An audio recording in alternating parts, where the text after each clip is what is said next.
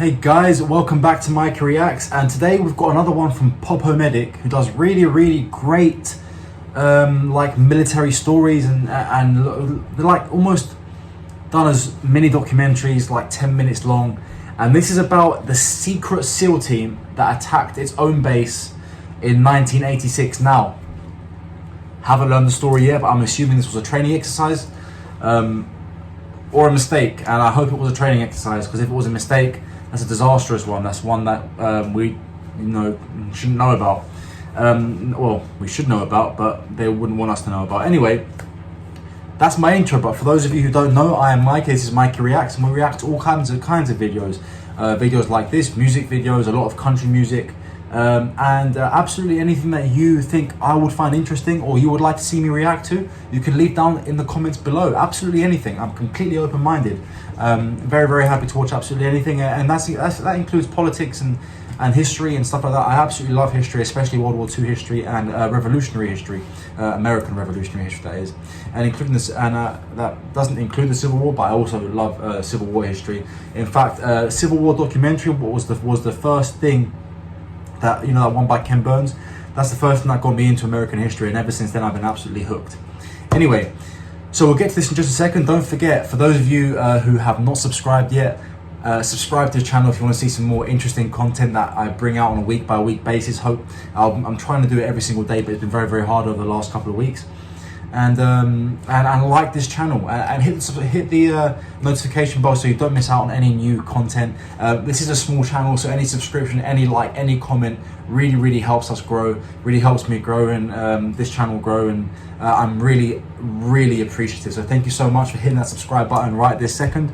And don't forget, you can also check out my other channel. The link is down below in the description. We are moving to Texas, and this channel is dedicated to our move, mine and my fiance's move, every step of the way. So I will be producing regular videos on that channel too, for you guys to have a look at, a more in-depth look at my personal life. And you can also see me talk about my politics, a bit of American history, economics, social issues, over on Patreon down below, where I link them to British politics and social issues and find comparisons and really break down what's going on now currently in the world and in the Western Hemisphere. So have a look down below. Patreon, Mikey Reacts, just $5 per month. We have a little community there where we all talk to each other. You can private message me, have our own conversations, and even phone calls. So let's get to this video. Thursday, March 20th, 1986. An elite team of former SEAL Team 6 operators stormed through the gate Former SEAL Team 6 operators of a naval base in Seal Beach, California. Armed to the teeth, the secret unit, codenamed Red Sun, took on hostages and interrogated admirals during a controversial mission to test the security and readiness of American military bases. Okay, so I was right. It's training exercise. Okay. The rogue unit acted with impunity as they successfully overtook 14 bases during their top-secret clandestine operation, and everything was videotaped. Wow. That's one hell of a story, eh? That's one hell of a job. And what better way to test the security of your bases? Now, the reality is that if you were going to try and infiltrate a US base, you would send your special forces. That's true of the Russians or the Chinese, or anyone. Now, I'm not saying that anyone can hold a candle to units like the SEAL teams, or even Delta Force or Green Berets around the world, but there definitely are some special forces around the world that train extremely well and extremely good at what they do.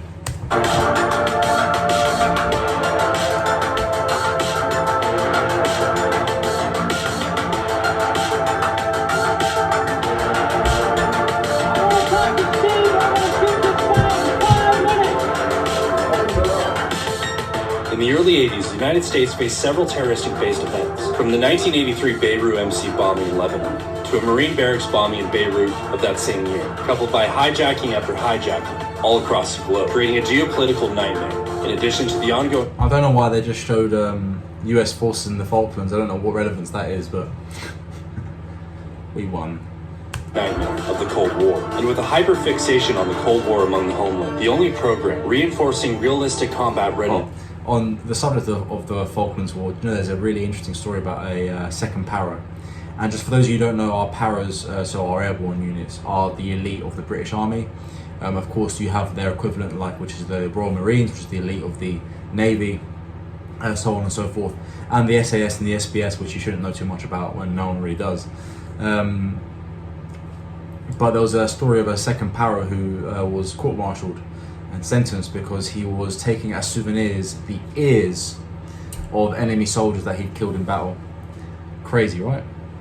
Within the Navy was the Red Flag program, where pilots put their skills to the test against Tom Cruise, just kidding, where pilots put their skills to the test against Soviet-style aircraft and also Tom Cruise. But with terror on the rise and the potential repercussions of only a handful of bad actors plotting an attack on homeland installations, the United States Navy proposed a program to prepare itself and its most sensitive assets for just that scenario.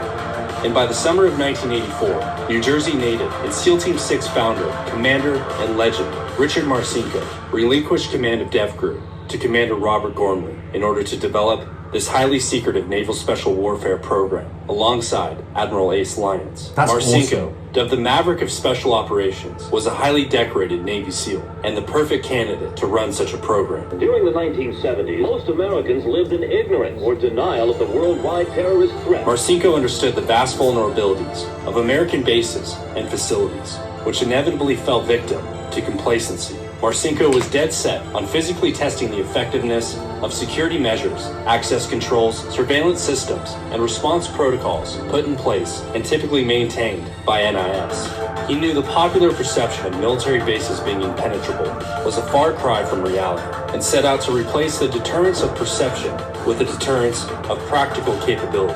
The only way he knew how was by putting boots on the ground and putting the world's most capable Navy, its sailors and its brass, to the test. I mean, out of curiosity, would that not cause some issues? I mean, of course you can't tell the people who are running the base that this is going to happen. But if they discovered people that had infiltrated the base, would they not shoot them immediately? That's the question, right? So are you not risking exchange of gunfire in a situation like this? Was to remain clandestine and covert, to simulate hostage situations, take over key installations, interrogate personnel, and plant mock explosives near sensitive government assets. His mission charter was approved and signed off by the Secretary of the Navy, and as Red Cell received the green light, Marcinko drafted 13 former SEAL Team 6 operators and 1 Force Recon Marine, unloaded or chambered with blanks. One reconnaissance Marine, that's interesting. Carried real weapons, consisting of M9 Berettas, oiled with olive oil. You got your classic MP5s, and then you got the experimental HK SMG2. I mean, dude, that's pretty busted. The team also carried handheld cameras to capture every aspect of each event, to provide visual evidence of their breaches and assessments. And by the fall of 1984, Red Cell turned the Navy upside down. Nice.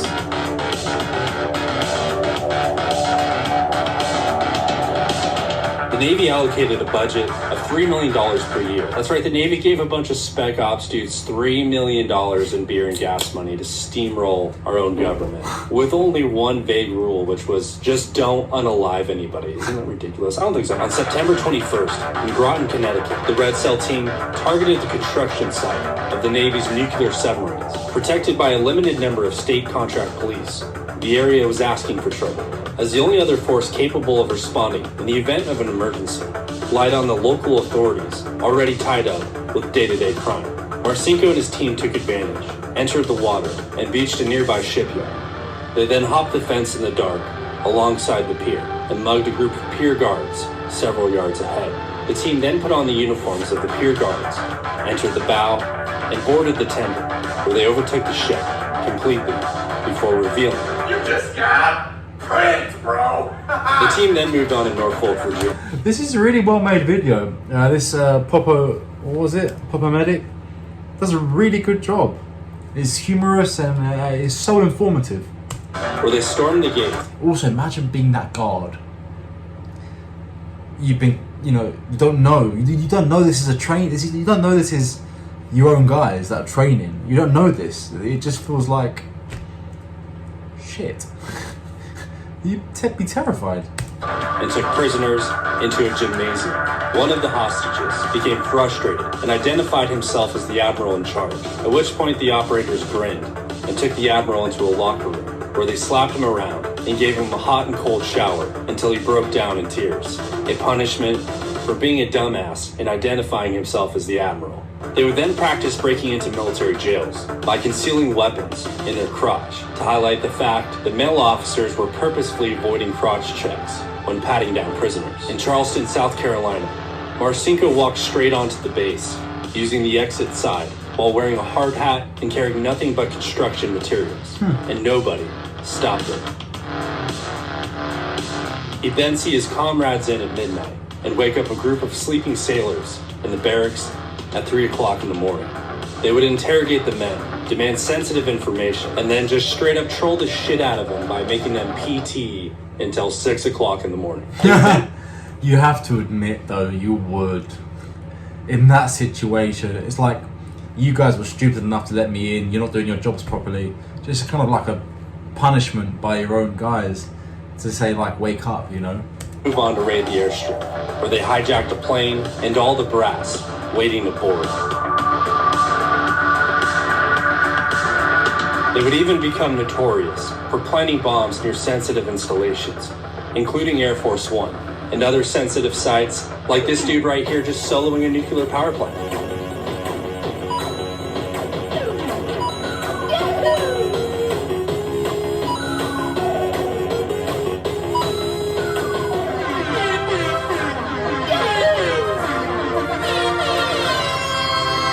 Next, Red Cell. That's terrifying that anyone until then could have done that. I'm sure the security measures are on point now after this. Naval Weapons Station Seal Beach in Southern California, where they kidnapped a civilian contracted security guard named Ron Sheridan. Sheridan's wife, in the area at the time of the confrontation, confronted the operators, but Sheridan relayed to his wife that it was merely a training exercise. They then took him to a nearby hotel, where they held him for 30 hours, stripped his clothes, roughed him up, and repeatedly dunked him into a bathtub. Yeah, no, babe, I heard about these guys. It's just training. They're called Red Cell. It's really cool, actually. I'll see you home for dinner. The totality of these successful operations caused an internal political uproar, as angered and embarrassed high-ranking officials went straight to NSW and filed a laundry list of complaints against Red Cell. And to make matters worse, since Sheridan was a civilian and not naval personnel, he filed a major lawsuit against the United States Navy, marking the beginning of the end of... I mean, that's a good point. That's a good point. But at the same time, he was a civilian, but his job was to guard a military asset. So that job would entail, in theory, if someone were going to try to overtake that military asset, your job is to fight and protect it. So I understand the law. I went to law school for 4 years. I understand it, and he's got a suit 100%. After Red Cell had been identified by him, they probably shouldn't have kept him for 30 hours, dunked him cold, and beat the shit out of him. They probably should not have done that. But that was their job. I think that was just a bit over the top because it was funny. I think there was no real practical reason for doing that then, but it was more of like a punishment for, you know, letting them in, I suppose. But then don't be so soft. He's not. I don't think the guy was soft. I think the guy just he just saw bags of money. He just thought, yeah, I'm going to sue the US government. I'm going to sue the Navy. Of course I am.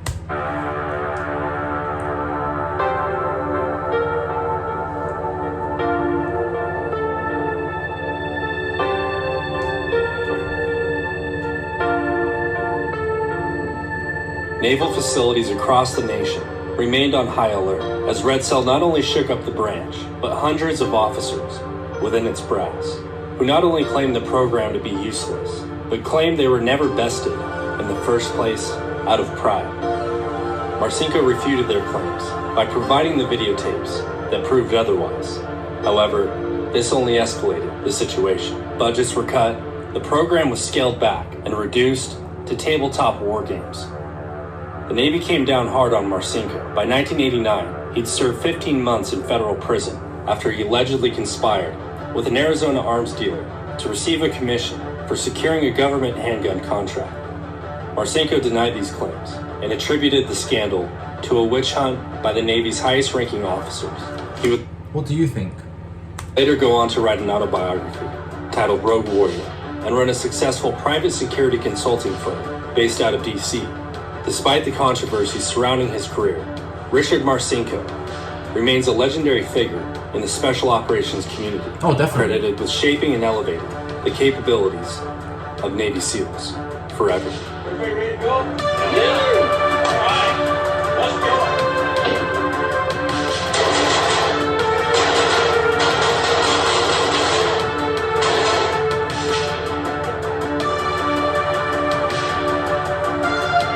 Oh, that's very recent.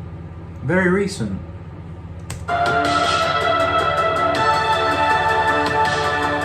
They felt that it was unfair to highlight those kind of things.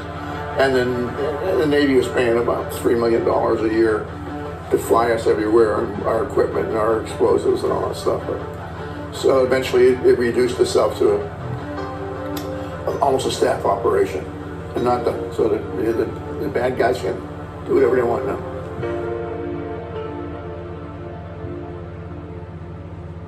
Wow. Hey guys, if you enjoyed this video, be sure to hit that subscribe button. I mean, it's actually an honourable job if you really think about it. You're exposing. His job was to expose every military weakness that there was in the United States, including civilian weaknesses, where it came to sort of the hijacking of planes. I think it's probably a useful piece of information to know. And once again, the biggest failing factor in everyone is their ego. All he did was bruise a few egos, and he was pretty much dead out of a job, and did 15 months stint in prison. Which, you know, I mean, you don't expect to have that kind of treatment by your own government. I don't know if he did what they alleged that he did, but you never know, do you really? The federal government has the power to make anyone disappear. We all know that. Has the resources for sure. And look, did he have to rough them up that much? Did he have to make them do PT until 6 in the morning? Probably not. But had it been a real terrorist or a real foreign military that had infiltrated those bases, a little bit of PT would have definitely been the least of their problems. You know, so I kind of agree. I think it was probably would have probably been a useful program had it been continued to do so. And I think I would not be surprised if there were some similar things going on now that we don't know about, you know. But I also think the security of bases and military assets, especially after 2001, have probably increased exponentially in all areas. Even, you know, civilian security has increased. Look at what we have to go through just to go through the airport now. And, you know, there are things that we can look at that in a negative light, yeah, for sure.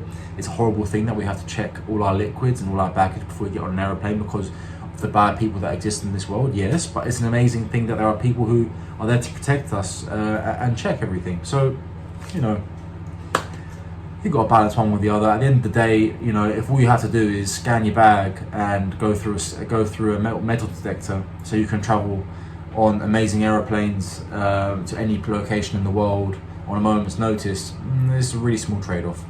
Anyway, that's really, really cool. So yeah, he's really, really good. Papa Medic knows what he's doing. He tells a story very, very well. He is a storyteller and he gives great information, and the fact that he can find all of this footage, I wouldn't even know where to begin to find footage like this. I credit myself with good research skills that come from having a degree in law and going to law school, but I wouldn't know where to begin finding footage like this. So credit where credit is due. That is really, really good work, really, really in-depth work. So guys, if you want to see more of this kind of stuff, head over to Papa Medic's channel. I'll leave the link down below in the description. If I forget to leave the link down below in the description, someone let me know and I'll put it there straight away. But Popo Medic, P-O-P-O Medic, he has a great channel, check him out. Of course, I'm not going to take credit for any of his work. I'm just simply reacting to him, to the stories that he's telling, which are really great stories. So yeah, and if you want to see more reactions of this nature, head over to the rest of my channel, have a look, subscribe to the channel so you don't miss out on anything, and hit the notification bell so you don't miss new videos when they arrive. And like this video if you enjoyed the content, and leave a comment down below of what you thought of the content, what you thought of my reaction, and what you would like to see from me in the future, whether it be now or whenever it is. Whenever I get around to it, I will let you know, and you will see it pop up, I promise. I don't like to disappoint you guys, so I do have a massive list of things that I meant to react to and topics that I want to cover, and I do get to them whenever I can. But yeah, let me know down in the description, down below in the comments. Let me know what you want to see from me and what you like about videos like this, so I can really tailor this experience to my subscribers. And don't forget to check out the new channel, see what it's all about. If you don't like it, you don't like it, but check out the new channel, subscribe, have a look what it's like for us having to moving from the UK over to Houston, Texas. A massive move, different huge cultural changes, and change in the way of our lives, which we can't wait, because we love the United States and we love Texas. We also love Florida, but Texas was one of our two choices, either between Florida and Texas, and Texas came through. So we are super stoked to be moving to the amazing state of Texas. So check out our journey on the link in the description below to our other channel, and check out Patreon, which is only $5 per month. You want to see some of my in-depth political thoughts, my thoughts on history, American politics, what's going on right now, what's going on with the world right now, where we can talk openly without the censorship of the YouTube. Go to my Patreon, the link is down below, $5 per month, and you will not regret it. You can mess with me privately or give me a call. So yeah, I'll see you on the next video, guys. Thank you very much for your support, and thank you for subscribing right now.